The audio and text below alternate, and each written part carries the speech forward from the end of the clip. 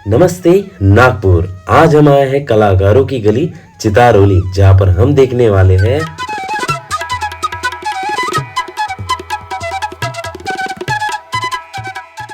कलाकारों के विविध कलाओं से भरपूर इस चौराहे की तस्वीर कुछ ऐसे देखने को मिलेगी। तो आइए साथ चलिए मेरे चितारोली की इन तंग गलियों में, जहां आपको गीली मिट्टी की खुशबू, रंगों से भरी बहार और कुछ खास कलाकारों के आकर्षित कलाओं से बनी हुई गणपति की मूर्ति देखने। मूर्तिकार बाबूराव सूर्यवंशी। जब मैं इस गली से गुजर रहा था तब दोस्तों मैंने कुछ ऐसा देखा जो मुझे बहुत ही बुरा लगा। तब मुझे पता चला कि ये कीचड़ नहीं, मट्टी और तनस के चूड़े का कुछ मेल है, जिससे गीला कीचड़ की तरह से बनाया गया है, जिससे गणपति पर इस तरीके से लेप लगाया जाता है और गणपति को आकार दिया जाता है। यहाँ एक नहीं अनेक कलाकारों के हाथों से बनाई हुई मूर्तियाँ देखते हुए इन गली से जब मैं गुजर रहा था, इन भाई साहब के हाथों से मीठी काली चाय ने हल्की बारिश में दिन बना दिया था। चलिए जानते हैं एक ऐसे कलाकार से कि कैसे बनाई जाती है मूर्तियाँ। ये जो मट्टी है आप जो बना रहे गणपति, कौन सी मट्टी है? ये आंध्रा गांव से। आंध्र गांव से साकुली के आगे, भंडारा के आगे, वहाँ से मिट्टी आती है। आपके पास सबसे बड़ी जो गणपति बनी है वो कितने फीट की है? हम 10 फीट की मूर्ति बनाते हैं, उसके ऊपर इसलिए नहीं बनाते। हाँ, क्या वो विसर्जन में प्रॉब्लम जाता है, इतना पानी रहता नहीं है टैंक के अंदर। सही बात है। से हम 10 फीट की मूर्ति बनाते हैं। बिल्कुल बिल्कुल। ज़्यादा है, कस्टमर को भी बोलते हैं कि 10 फीट की बनाओ जी। उससे ज़्यादा बड़ी बनाएंगे तो पानी में विसर्जन होना चाहिए बराबर। बिल्कुल, वही हिसाब से 10 फीट की मूर्ति बनाओ। बहुत ही खास बात बोली है भैया। और जैसे आपके पास 10 फीट की है तो लगभग कितना वजन होता होगा इसका? उसका क्या 1000 किलो का वजन रहता हुआ पूरा, लगभग 1000 किलो से ही कम रहता हूँ। अच्छा। मिट्टी बहुत कम यूज़ करते हैं हम, घास यूज़ करते हैं ज़्यादा से ज़्यादा तनस का घास ना? तनस का यूज़ अच्छा। ज़्यादा करते हैं, मिट्टी को बहुत कम यूज़ करते हैं। ये आपका जो है स्टूडियो, जो आप, ये कितने साल पुराना है? ये हमारा कम से कम 80 साल पुराना है। 80 साल, मतलब आपके पिताजी के ज़माने? पिताजी के ज़माने का। अच्छा, 80 साल पुराना। सही सुना आपने, 80 साल पुराना। मट्टी को कीचड़ जैसे बनाया जाता है, उसमें ऐसे ड्राई बोरे को मिक्स यानी उसमें डालकर ऐसा गीला, जिस तरीके से आकार में उसको ऊपर से मट्टी लगाते हुए ऐसे ये गणपति बन रही है। इस प्रक्रिया को मैंने जाना, बोरे को गीला कर उस पर गीली मिट्टी का लेप लगाकर मूर्तियों पर एक अच्छी मजबूती और एक अच्छा आकार आता है।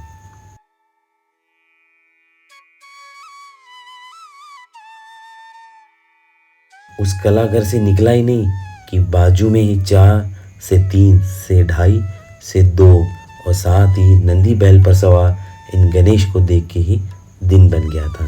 मूर्तियों को आकार लेते देख उस दिन मुझे कुछ ऐसा महसूस हुआ कि मानो मेरे सामने साक्षात गणपति जी बैठे हैं। और मैंने उस वक्त अपने मन से उन्हें एक ही बात मांगी कि ए मेरे गणेश, जितने भी लोग इसे दिल से देख रहे हैं वो मेरे चैनल को सब्सक्राइब करें और इस वीडियो को लाइक करें। गणपति बाप्पा मोरया। बस आपने अपना प्यार दिया और एक और बड़ी मूर्ति का कलाकार मुझे मिल गया।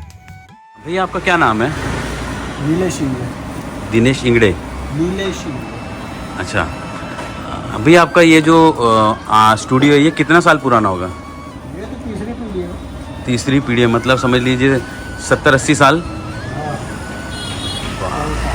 100 साल के आसपास की है। और सबसे बड़ी गणपति आपकी तो कितने फीट की बनती है? 11 फीट। 11 फीट की गणपति। इस कला को पीढ़ियों ने भी संवारा। इन गलियों में कला घर और कलाओं की कमी नहीं थी। जब मैं इन गलियों से गुजर रहा था तो सिर्फ यही देख रहा था कि कोई ना कोई मग्न हुए अपने कला को आकार देते हुए अपने कार्य में लगा हुआ है। मौसम गीला, लगन बड़ी थी। अगन में कला के मगन एक कलाकार था।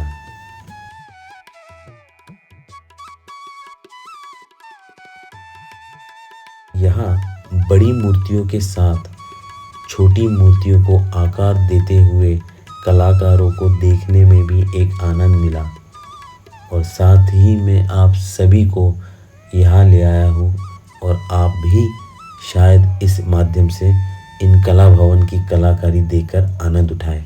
नमस्कार भैया, आपका नाम भैया? इधर मेरा मालक है, अच्छा, उनकी दुकान। जो सामने है वो क्या? हाँ? वही इंगड़े? नहीं, क्या नाम बताएं? केदार इंगड़े। केदार इंगड़े। ये सारी जो मूर्तियाँ है सब मिट्टी की है ना? कौन सी मिट्टी आप यूज़ करते हैं? घवंडे वाली मिट्टी। धवंडे। सबके हर एक की शॉप में अलग अलग किस्म की मिट्टी है जिससे वो बना रहे हैं और बड़ी सुंदर सुंदर से शेप देखिए, आकार देखिए कितना प्यारा है। यहाँ सभी कलाकारों ने अपने प्रेम भाव से अपने कीमती समय में से 2 मिनट निकालकर मुझसे बात की, उसका मुझे बहुत ही अच्छा अनुभव हुआ। ये अभी आप क्या लगा रहे हैं? टेराकोटा। और फिर इस पे घिसाई होगी, घिसाई होगी, कलर लगेगा। फिर वो जो स्किन कलर है उसका स्प्रे पेंट होगा, हाँ फिर डिटेलिंग में कलर होगा। हाँ। ये मूर्ति कितने फीट की है? 2.5 फीट की।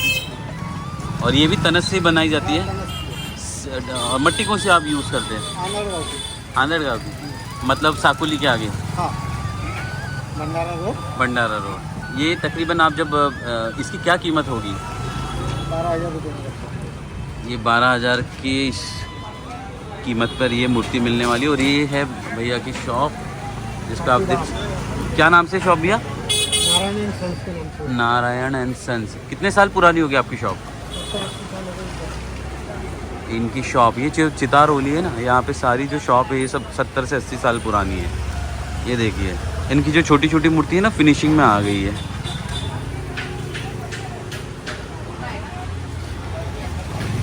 जैसे अभी एक कलाकार पेंटिंग करते हुए, ये डिटेल में किया हुआ है, लगभग मुकुट रह गया है, बाकी सब पेंट हो चुके हैं, आंखें बन चुकी है।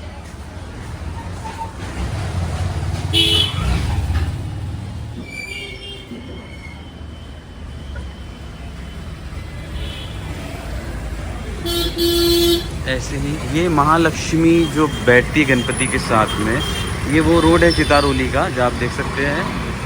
यहाँ पे महालक्ष्मी ही मिलते हैं लगभग, वहाँ से लेके ये पूरा आमने सामने सब महालक्ष्मी की सारी दुकान। अभी खत्म नहीं हुआ, अनुभव आपका अभी बाकी है। मूर्तिकार है काका, तुमचं नाव काय आहे? गुलाब खरे। का बोलला? गुलाब खरे। गुलाब खरे। अरे वाह वाह, गुलाब खरे काकांचं नाव आहे।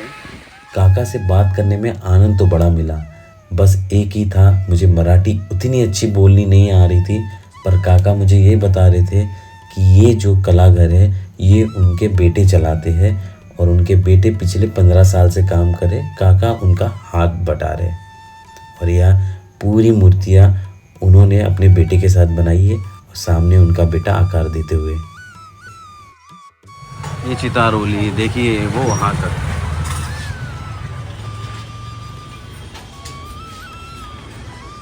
ये तंग गलियां अभी भी खत्म नहीं हुई, फिर एक और कलाघर और वहाँ पर निहारते हुए अपनी कला को और आकार देते हुए मूर्ति को मग्न एक कलाकार मैंने फिर देखा।